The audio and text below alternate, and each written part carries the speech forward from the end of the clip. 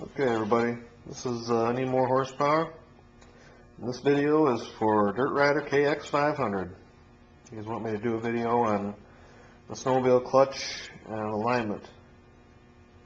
He's got a four-wheeler he's working on with a broken motor mount and needs to align it. Well, first off, before I pull it, there's shims back here behind the clutch. That spaces the clutch side to side.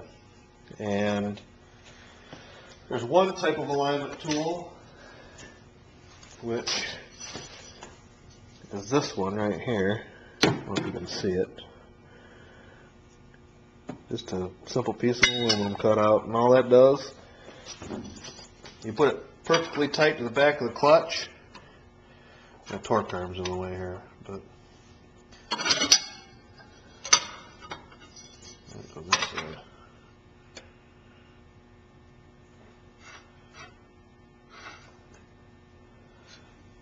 It should be, it's actually supposed to be this side here.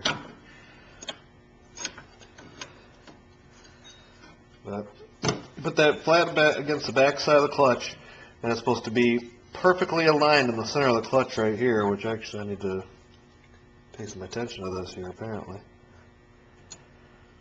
Done so much switching and changing and switching clutches. Guess I need to do that every time after I switch one, but it's just a simple alignment tool. It does not give you center to center length. But I also have, pull the clutch here.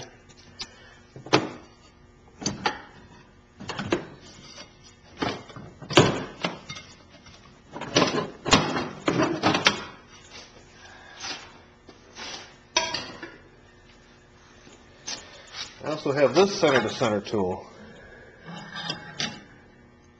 I can't slid pro. Got the three fingers on the back for alignment, and this one up here on the other end. All you do is slide it right on there like that, and you drop it right down on there. The pins should line up perfect to the back side of the clutch, which they do.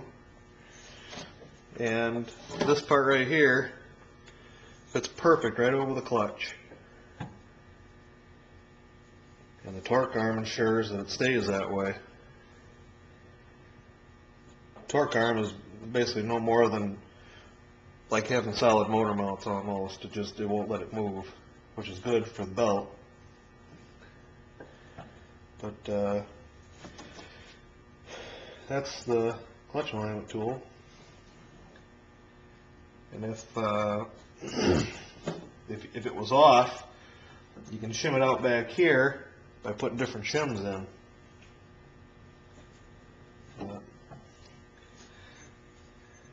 This one here appears to be right dead on with this one. This one here, at my cost, I'm a snowmobile parts dealer too, but this one here at my cost was $100. And I could be wrong. I think this one is, it's $25-30, I think. But also, in the manual, I got a climber manual for, I'm going to walk with the tripod here. This one's not as easy to get the camera off the tripod, but my buddy totaled out his truck. I got parts everywhere. The shop wasn't full and messy enough. But, and we pulled the exhaust off his truck. This manual gives you, I don't have macro here, so it says pulley center to center. Like 96 Cougar, the pulley center to center is 12.2 inches, or 30.9 centimeters. And actually, the majority of the sleds, like all 98 cats, usually 96 all the way up to 2003, 2004, they're all 12.2 inches. That's center of shaft to center of shaft. So like for that four-wheeler, and there's the dealer. I'm a dealer for automatic distributors. Any guys need any parts, I can drop ship them to you. But if you can get a hold of a manual, that'd be the way to go. And that should give you all the specs in that manual. Otherwise, you can get that Polaris center to center tool and figure it out that way. Oh, there's also shims. There's also shims in the center here. Like if your belt is riding low on the pulley, you can take this clutch apart. There's shims down in here, and there are three different thicknesses. And you pull a shim out and you put it on the back side here next to those washers as it wears, if you want to keep using the same belt. Otherwise, screw that. Just buy a new belt, and if your clutch is working good, try not to tear it apart. All it does is cause problems, and if your sled's running hard, you tear it apart and you know, offset the helix or something, and it won't be running right. So, but that's a little update there. This sled here is just running like a bat out of hell. This was running so hard, snapping picks off. Time to quit using 7mm and trying to use. Need to use 5/16.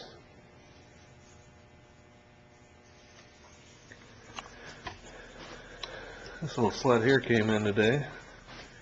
My buddy Don is doing a carb clean on it. He said it was running like ass. It's running good now though. Oh yeah, one other bad thing. Gonna get into some money. I thought that stinking radiator hose was expensive. Yeah.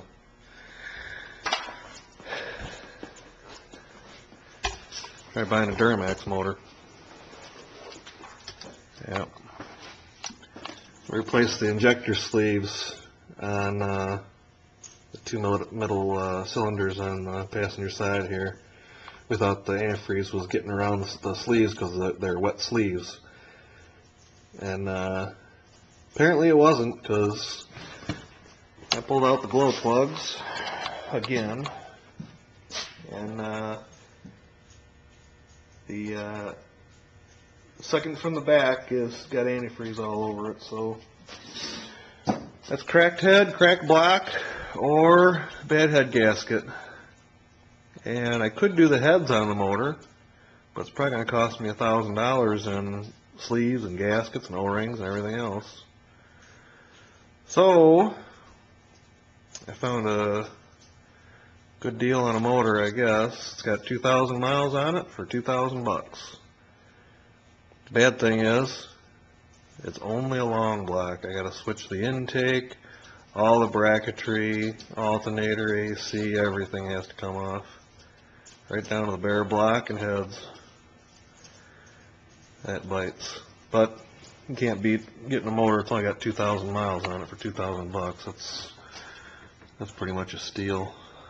So she's puffing white smoke every time I start it up, and if I'd let it sit for 25 minutes and it'd cool down a little bit, it'd get more antifreeze in the cylinder. But after it heated up, it would it'd be all right. But that's not good for the motor, and it's not reliable. So I'm gonna take this motor and magnaflux it and find out where the crack is, or check out the head gaskets, see if they're bad. And I'm gonna rebuild it, and that's the motor I'll have for a car someday. I already got a trans over in the corner, so I thought this video's getting long. I have to cut it. Talk to you later, YouTube. Bye.